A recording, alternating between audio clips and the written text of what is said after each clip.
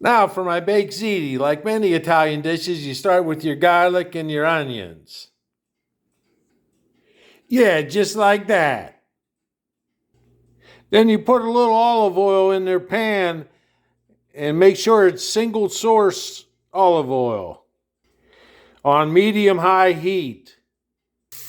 Add your garlic, add your onion, and just stir it for 3 or 4 minutes. Get it nice and caramelized. Next, you add a pound of ground meat and cook it till it's nice and browned. Now that the ground meat is browned, you add your sauces. I like to use the traditional old world style ragu, a large can of crushed tomatoes, and a little bit of tomato puree.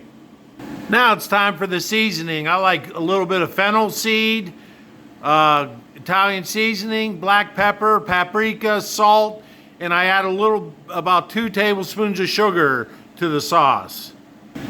Now it's time to stir. Get all those spices and all that sauce and all the meat all joined together. Put it on medium heat and let it simmer for 10-15 minutes or as long as you need to. Now that the gravy is done, it's time to boil the ziti. Then you bring your water to a boil. I put a little salt and a little oil in this water. Once the ziti starts to boil, set your timer for 10 minutes. We want it al dente. Now is a good time to preheat your oven to 350. With the noodles strained, you add them back to the pot, and then you add 3 or 4 ladles full of sauce.